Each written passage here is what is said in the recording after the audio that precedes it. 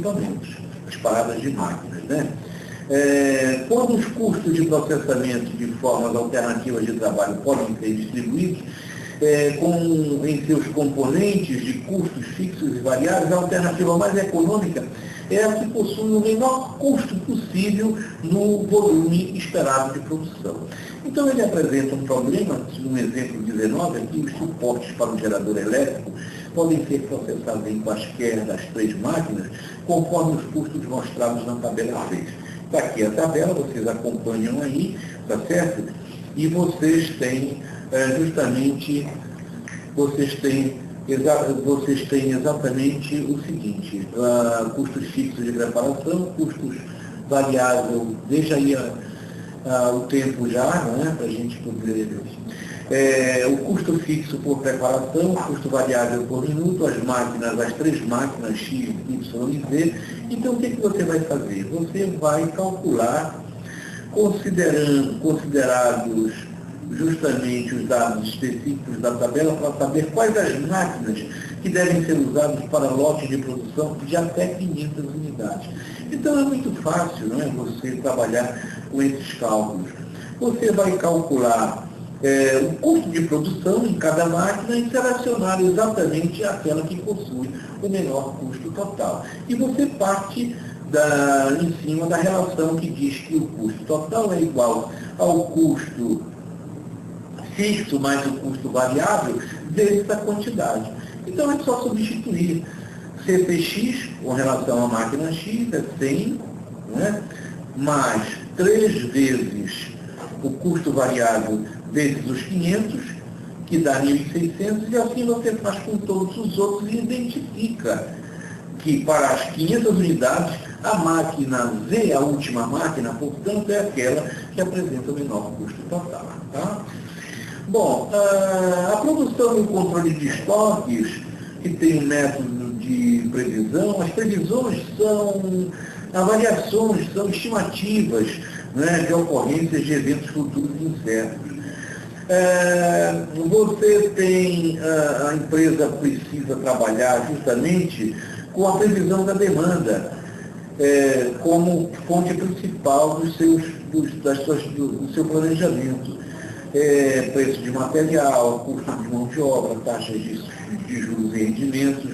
Um nível mais satisfatório, mais tido como um nível ótimo, exatamente de previsão, é aquele cujo custo de execução de um método de previsão compensa exatamente os custos de operação.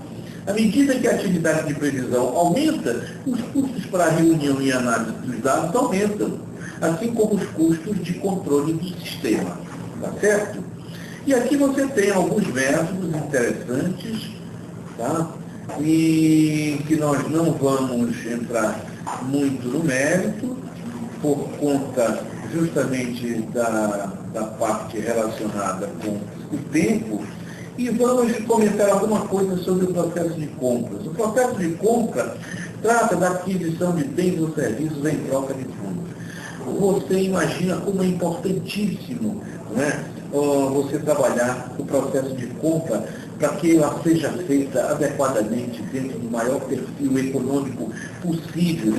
Aqui vocês têm, na página 91, justamente um processo de compras que depois vocês avaliam direitinho essas coisas todas, que vocês vão entender perfeitamente. E um exemplo disso, que é exatamente o exemplo de número 23, uma repartição municipal. Vocês acompanham também no conteúdo da apostila de vocês. Uma repartição municipal tem 4 fornecedores para os medidores de consumo de energia elétrica. O computador da empresa identificou uma situação de baixo estoque, precisa emitir uma recomendação de compra aos responsáveis com base nos critérios relacionados nessa tabela que vocês estão vendo aí. Qual será a classificação que o computador dará aos respectivos vendedores? A tabela bem montada, os critérios estão aqui ao lado direito, esquerdo. Você tem a avaliação de importância, tipo um peso de importância para cada um desses critérios, e você tem justamente os fornecedores, fornecedor A, B, C, D, com os seus respectivos valores. Então, como ele diz aqui, a solução é somar as contagens de preços para cada vendedor em potencial e elaborar uma lista de classificação. Então, o que você vai fazer? Você vai pegar o primeiro fornecedor, o fornecedor A, né? Qual é o peso dele? É 6, né? O preço, vezes 0,4, que é o primeiro fornecedor. Mais o quê? Mais o segundo fornecedor. Certo?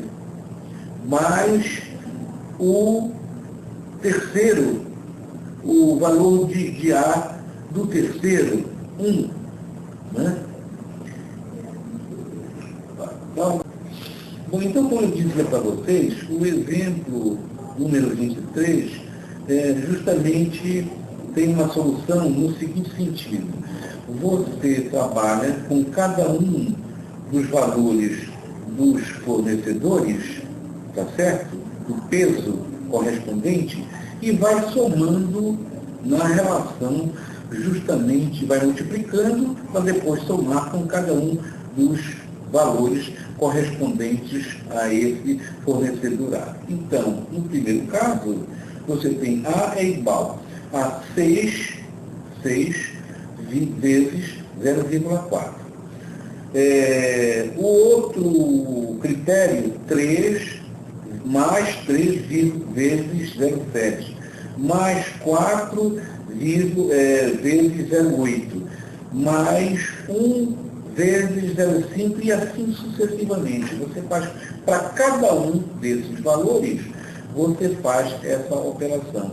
Encontra uma classificação, né, de pontos, mostrando exatamente que a melhor de todas as alternativas é aquela, né, que apresenta, né, o menor custo possível, tá certo?